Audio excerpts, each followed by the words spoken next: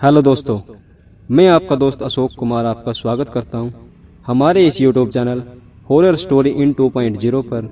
अगर आप हमारे चैनल पर नए हैं तो प्लीज़ हमारे चैनल को सब्सक्राइब करें और हमारी पिछली वीडियोज़ को भी ज़रूर देखें, आपको बहुत मज़ा आएगा। तो चलिए शुरू करते हैं आज की हमारी कहानी। यह कहानी हमें रंजन जी ने भेजी है। रंजन जी बताते हैं कि उन्होंने अपनी पढ़ाई पूरी कर ली थी और उन्होंने काफ़ी कोशिशें की, लेकिन उनकी जॉब कहीं पर भी नहीं लगी। वे काफ़ी दिनों से बेरोजगार थे और अब लगभग काफ़ी परेशान हो चुके थे।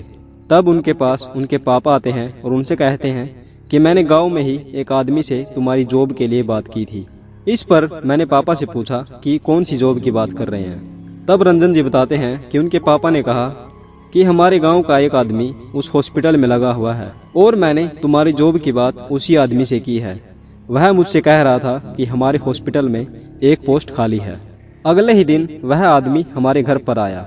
चाय वगैरह पीने के बाद उस आदमी ने कहा कि मैंने आपके लड़के के लिए जॉब की बात कर ली है। आपके लड़के की ज्वाइनिंग आज ही है और इसे ड्यूटी पर आज रात को ही जाना है। ये सब बातें कहकर वह आदमी हमारे घर से चला गया। इसके बाद मुझे पापा ने बताया कि तुम्हारी जॉब उस मुर्दाघर में लगी है और तुम्हें वहां पर पहरेदारी का काम मिला है। सैलरी भी काफ़ी अच्छी है। यह सब सुनकर मुझे काफ़ी खुशी हुई। मैं रात का खाना खा पीकर उस हॉस्पिटल में चला गया।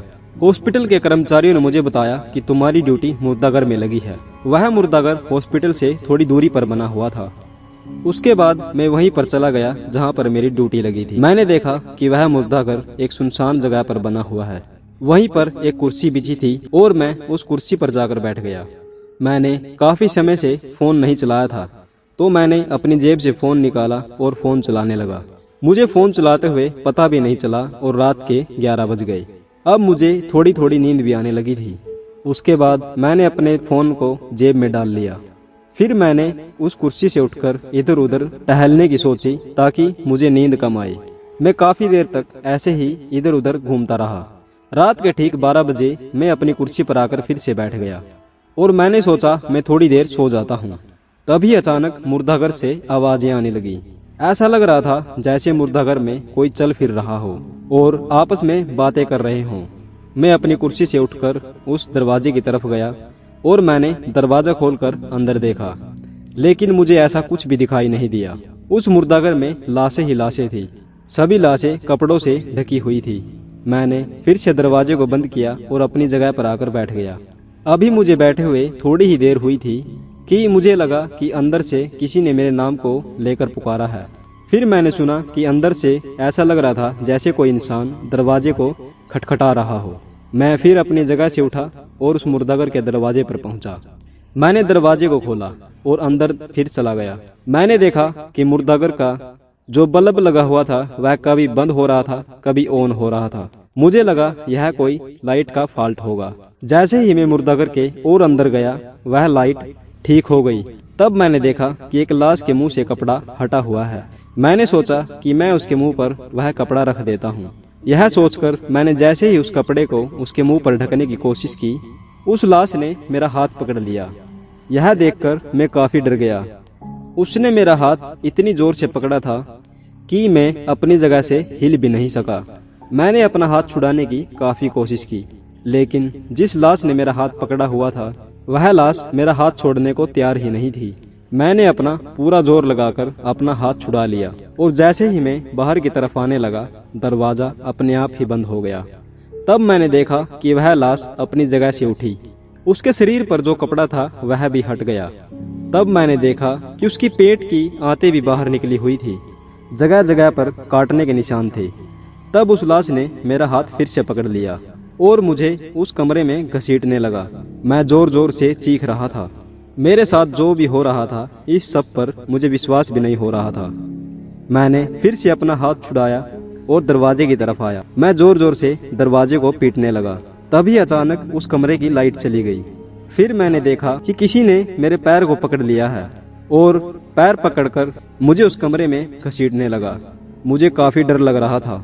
फिर मैंने भगवान का नाम जोर जोर से लेना शुरू कर दिया। उसके बाद उस लाश ने मेरा पैर छोड़ दिया। फिर मैं दरवाजे की तरफ भागा। अचानक से दरवाजा भी अपने आप ही खुल गया। मैं उस कमरे से बाहर आया और काफी दूर जाकर खड़ा हो गया। तब वहाँ हॉस्पिटल का एक कर्मचारी आता है और मुझसे पूछता है कि तुम यहाँ पर क्यों खड़े हो। तो मैंने उसे सारी बात बताई। इसके बाद उस कर्मचारी ने कहा कि तुम्हें वहम हुआ होगा, चलो मैं देखता हूँ कि क्या मामला है। यह कहकर हम दोनों फिर से मुर्दाघर की तरफ आए। मैं आने को तैयार नहीं था क्योंकि मुझे काफी डर लग रहा था। उसने कहा कि देखो दरवाजा भी खुला हुआ है। यह कहकर वह मुर्दाघर के अंदर चला गया और उसने मुझे सभी लाशें दिखाई कि देखो यहाँ पर तो सब कुछ सामान्य है, तुम्हें जरूर वहम हुआ होगा। जिस लाश ने मेरा हाथ पकड़ा था मैं उस लाश के पास पहुंचा, लेकिन मुझे अब भी काफी डर लग रहा था। मैं उस लाश की तरफ बहुत ध्यान से देखने लगा। मैंने उससे कहा कि इस लाश का कपड़ा हटा कर देखो। उस कर्मचारी ने उस लाश से कपड़ा हटाया और कहा कि यह देखो, यह तो सामान्य है और तुम कह रहे हो कि इसने तुम्हारा हाथ पकड़ा है। इसे मरे हुए तो 4 दिन हो चुके हैं और मरा हुआ इंसान किसी का हाथ नहीं पकड़ सकता। शायद तुमने कोई सपना देखा हो, तुम्हें नींद आ गई हो। यह सब कहकर वह कर्मचारी वहां से बाहर चला गया और उसने जाते जाते मुझसे कहा कि इसका दरवाजा लॉक कर दो। मैंने फिर से दरवाजे को बंद कर दिया और बाहर कुर्सी पर बैठकर मैं सोचने लगा कि सच में यह सपना था या हकीकत। मैंने इतना सोचा ही था कि तभी फिर से दरवाजे पर खटखटाहट हुई। इस बार मैंने दरवाजा नहीं खोला और अपनी जगह पर ही बैठा रहा। तब अंदर से आवाज आती है कि मुझे यहाँ से बाहर निकालो, अगर तुमने मुझे बाहर नहीं निकाला तो मैं तुम्हारी जान ले लूंगा। यह सब सुनकर मुझे यकीन हो चुका था कि यह कोई सपना नहीं है और अगले ही दिन मैंने उस जॉब को छोड़ दिया। तब पापा ने पूछा कि तुमने उस जॉब को क्यों छोड़ दिया। तब मैंने पापा को बताया कि मेरे साथ रात को ऐसा ऐसे हुआ था। मेरी बात सुनकर पापा ने कहा कि वह तुम्हारा वहम भी हो सकता है। तब मैंने पापा से कहा कि वह मेरा वहम नहीं था, वह एक सच्चाई है। मैंने पापा से कहा कि उस लाश ने मुझे जान से मारने की कोशिश की है और मैं दोबारा उस मुर्दाघर की तरफ भी नहीं जाऊंगा। तो दोस्तों, आपको हमारी ये कहानी कैसी लगी? अगर आपको हमारी ये कहानी अच्छी लगी तो इसे लाइक और शेयर जरूर कीजिएगा। और मैंने डिस्क्रिप्शन बॉक्स में इंस्टाग्राम का लिंक दिया हुआ है, आप मुझे वहां पर भी फॉलो कर सकते हैं।